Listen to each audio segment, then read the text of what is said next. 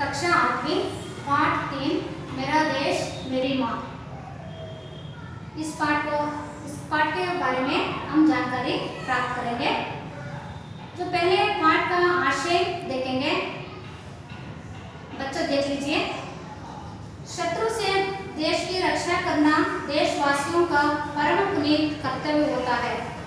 लड़ाई में पीठ दिखाकर भागना नहीं चाहिए, सीना तान कर आगे बढ़ना चाहिए, तभी तो वीर विजय माला पहनते हैं। इस घटना से बच्चों में साहस और वीरता का भाव जगता है। वे अपने कर्तव्य के प्रति सजग होते हैं। देखो बच्चे, आज इस पाठ का जो आशय है, जो शत्रु से देश की रक्षा करना देशवासियों का परम पुनीत कर्तव्य होता है। जो शत्रु से देश की रक्षा करना सब देशवासियों का जो परम कर्तव्य होता है। और लड़ाई में पीठ दिखाकर भागना नहीं चाहिए।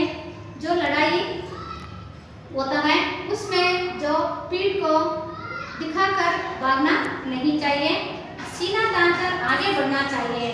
जो सीना तानकर भागना चाहिए, तभी तो वीर विजय माला पहनते हैं। जो आगे युद्ध के लिए जो सीना तानकर या आगे बढ़ते रहेंगे, तभी हमारे को जो विजय माला मिल सकते हैं। इस घटना से बच्चों में साहस और वीरता का भाव जगाता है। इस घटना देखते ही या इस घटना सुनते ही जो साहस और वीरता का भाव जगता है, वे अपने कर्तव्य के प्रति सजग होते हैं। जो कर्तव्य के प्रति सजग होते हैं, जो कार्य या काम करने का जो प्रति सजग होते हैं। बच्चों किताब देख लीजिए। सन 1965 की एक शाम हर तरफ शांति का वातावरण था। किसी तरह की कोई आशंका नहीं थी। तभी दुश्मनों ने भारत पर आक्रमण कर दिया। अचानक हुए इस हमले ने भारतीय सेना को चौंका दिया। छुट्टियां बिताने अपने घर गए सैनिकों को तुरंत वापस आने के आदेश भेजे गए। छुट्टियां बिता रहे भारतीय सेना के ही एक मेजर को जब सूचना मिली तो जाने की तैयारी कर उन्होंने मां के पैर छूकर प्रणाम किया। मां का महत्व जाग उठा, आंखों में आंसू भर गए और उन्होंने बेटे को सीने से लगा लिया। मेजर का गला भी रूंध गया, पर तुरंत ही मातृभूमि का स्मरण वो आया। युद्ध भूमि को जाते हुए पुत्र के सिर पर हाथ रखा। आशीर्वाद देते हुए मां ने कहा, बेटे, इस समय राष्ट्र रक्षा ही प्रत्येक भारतीय का सबसे बड़ा कर्तव्य है। जाओ और दृढ़ता से अपने कर्तव्य का पालन करो। याद रहे, भारतीय परंपरा सीने पर गोली खाने की है, पीठ पर नहीं। युद्ध भीषण रूप से फैलता जा रहा था। इच्छोदिन नहर का मोर्चा भारतीय सेना के लिए चुनौती की दीवार बना खड़ा था। प्रश्न उठा, इस अभेद्य दीवार को तोड़ने की जिम्मेदारी कौन निभाएगा? कार्य आसान नहीं था। सीधे मौत के साथ जूझना था, पर वीर कभी मौत के भय से रुके हैं। तुरंत एक वीर ने इसका दायित्व स्वीकार कर लिया। ये गांव से आए हुए वही मेजर थे। मौत की परवाह किए बिना मेजर ने मोर्चा संभाल लिया। वे धीरे धीरे आगे बढ़ने लगे। दिल दहलाने वाली गोलियों का शोर कानों के पर्दों को फाड़ने की कोशिश कर रहा था। मेजर पर देशभक्ति का जोश पूरी तरह छाया हुआ था। मौके का इंतजार किया जाए इतना समय भी नहीं था, इसलिए वे कड़ाकड़ गोलीबारी करते हुए दुश्मन के टैंकों को ध्वस्त करते आगे बढ़ रहे थे। तब ये दुश्मन की कई गोलियां एक साथ सुनसुनाती हुई आई और मेजर के आंख व पेट में घुस गई, मगर भारतीय परंपरा सीने पर गोली खाने की है, पीठ पर नहीं। माँ के ये शब्द प्रेरणा दे रहे थे। वे चोट की परवाह किए बगैर आगे बढ़ते रहे और गोलियां हाँ हाँ कर उनके सीने में घुसती गई। स्थिति को समझते हुए उनको पीछे हटने का आदेश जारी किया गया, पर मेजर के कदम रुके नहीं। दुश्मन के सारे टैंकों को ध्वस्त कर विजयश्री को गले लगाकर भी उन्होंने दम लिया। तुरंत ही अमृतसर के सैनिक अस्पताल में उन्हें लाया गया, पर तब पूरा सीना गोलियों से चलनी हो चुकी था। रोंदे गले से अधिकारियों ने पूछा, आपकी कोई अंतिम इच्छा है? गोलियां सीने में खसक रही थी, पर मेजर ने चेहरे पर मुस्कान लाते हुए कहा, हाँ है। मेरी माँ तक संदेश पहुंचा देना। तुम्हारे बेटे ने गोलियां सीने पर ही खाई है, पीठ पर नहीं। जानते हैं ये बहादुर कौन थे? ये भारतीय सेना के अफसर मेजर आशाराम त्यागी थे, जिन्होंने माँ के वचनों का पालन करते हुए अपनी मातृभूमि की रक्षा के लिए प्राणों की बाजी लगा दी। दीपक बुझ गया, पर उसकी अमर ज्योति युगों तक देशभक्तों को राह दिखाती रहेगी। देखो बच्चे, आज इस पाठ में आए हुए शब्दार्थों को मैं बताती हूँ, लिख लेना।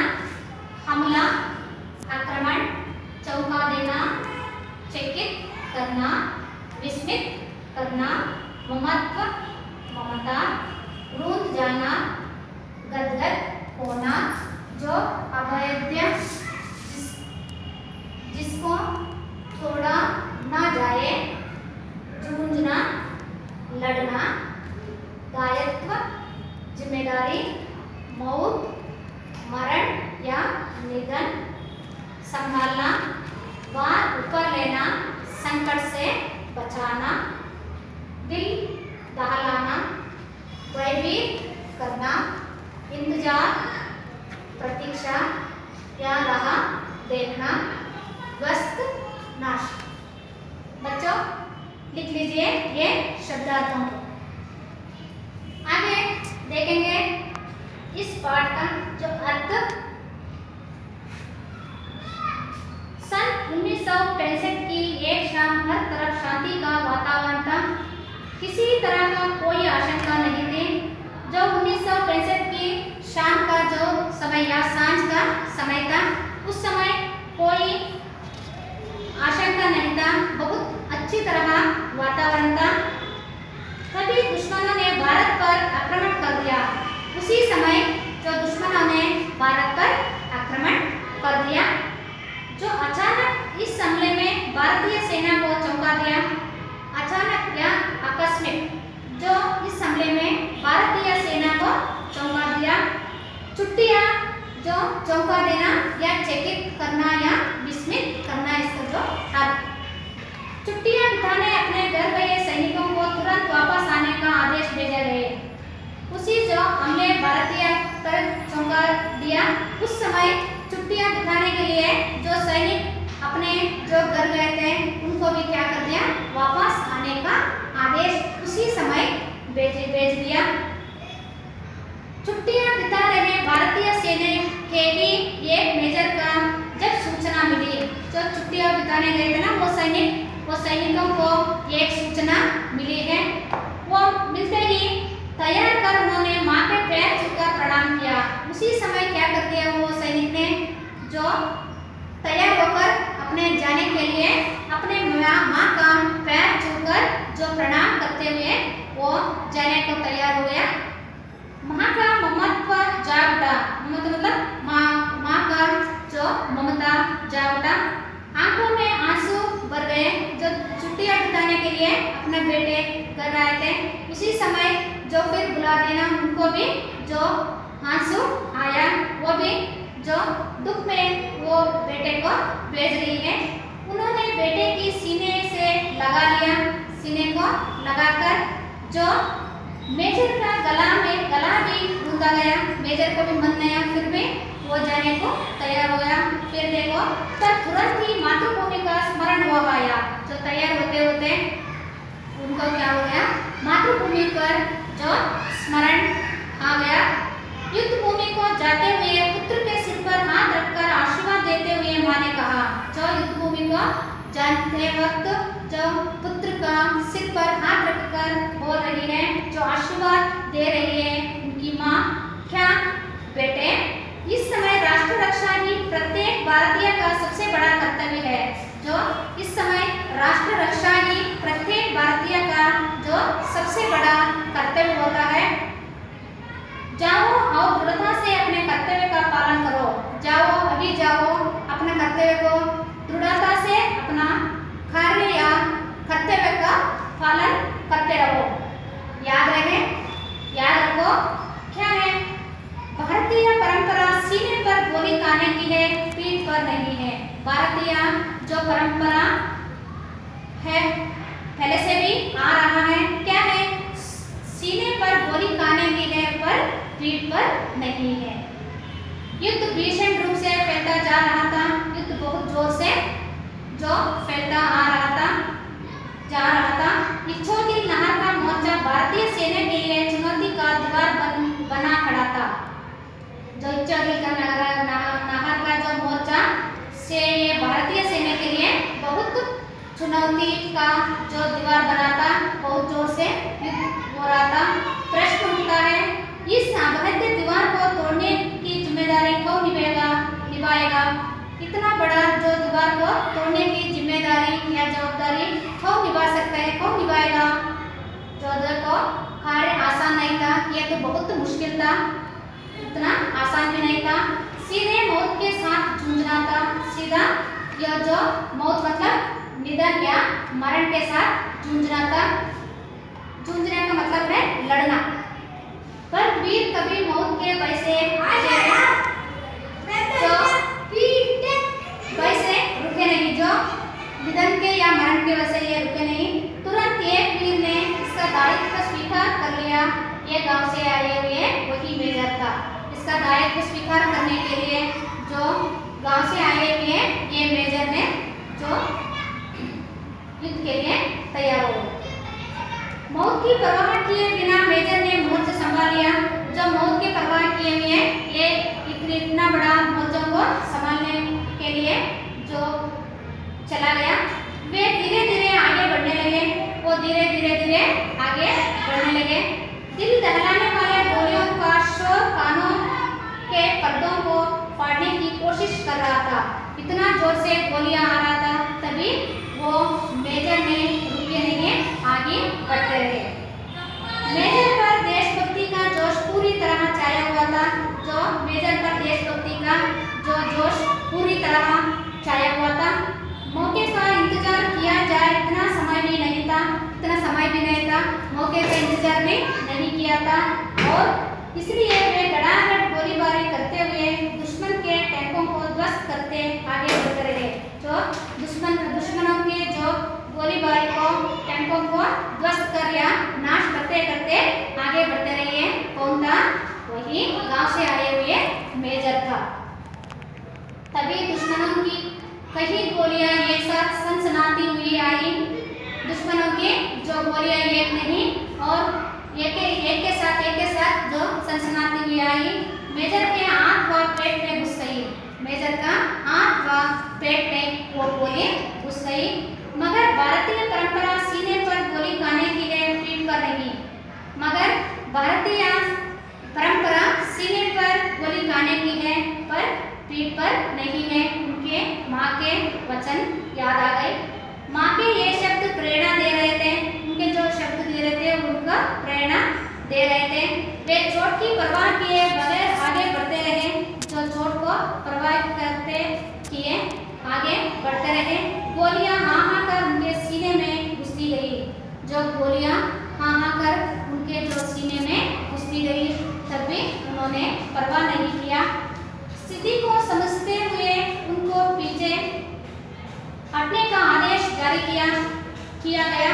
जो इतना बहुत जोर से जो युद्ध हो रहा था, दुश्मनों के बहुत ज्यादा हो रहा था, तभी पीछे हटने का जो आदेश किया, तभी क्या कर दिया इन्होंने, मेजर के कदम रुके नहीं, आगे बढ़ते रहे और पीछे नहीं आए। दुश्मन के सारे टैंकों को ध्वस्त कर विजय सिंह को गले लगाकर ही उन्होंने दम लिया। दुश्मनों के जो सारे टैंकों को ध्वस्त कर दिया, दुश्मनों को सारा नाश कर और विजय सिंह को जो गले लगाकर उन्होंने दम लिया। तुरंत ही अमृतसर के सैनिक अस्पताल में उन्हें लाया गया। अमृतसर के जो सैनिक ने अस्पताल में लेके गए, पर तब तक पूरी सीना गोलियों से छलनी हो चुकी थी। जो पूरे सीने पर गोली हो चुकी थी। रूंधे गले से अधिकारियों ने पूछा। जो अधिकारी देखते ही उनसे पूछते हैं, क्या पूछते हैं, आपकी कोई अंतिम इच्छा है? आपकी कोई इच्छा है? अंतिम कोई इच्छा है? गोलियां सीने में कसक रही थी, पर मेजर ने चेहरे पर मुस्कान लाते हुए कहा, गोलियां सीने पर है, इतना दर्द हो रही है, फिर भी उन्होंने चेहरे में मुस्कुराते हुए कहते हैं, हाँ है, जो है मेरा अंतिम इच्छा। मेरी मां तक संदेश पहुंचा देना, तुम्हारे बेटे ने गोलियां सीने पर ही खाई है, पीठ पर नहीं। हाँ, मेरा इच्छा है, अंतिम इच्छा है, क्या है मेरी मां तक जो संदेश पहुंचा देना। वो संदेश क्या है? तुम्हारे बेटे ने गोलियां सीने पर खाई है, पर पीठ पर नहीं। इस संदेश को मेरी मां तक पहुंचा देना। किसने कहा? मेजर ने कहा। इससे अधिकारियों से जानते हैं ये बहादुर कौन थे? आपको जानते हैं, आपको पता है कौन है ये बहादुर? कौन है ये? भारतीय सेना के अफसर मेजर आशाराम त्यागी थे। जो भारतीय सेना जो अफसर है मेजर आशाराम त्यागी थे, जिन्होंने मां के वचनों का पालन करते हुए अपने मातृभूमि की रक्षा के लिए प्राणों की बाजी लगा दी। जिन्होंने अपने मां के वचनों को पालन करते हुए मातृभूमि की रक्षा के लिए अपना प्राणों की बाजी लगा ली। दीपक बुझ गया, पर उसकी अमर ज्योति युगों तक देशभक्तों को राह दिखाती रहेगी। जो दीपक तो बुझ गई, फिर भी उनका ज्योति देशभक्तों को राह दिखाती रहेंगे। जो आशाराम त्यागी के बारे में देख लीजिए, सुन लीजिए। आशाराम त्यागी जी भारतीय सेना के मेजर थे।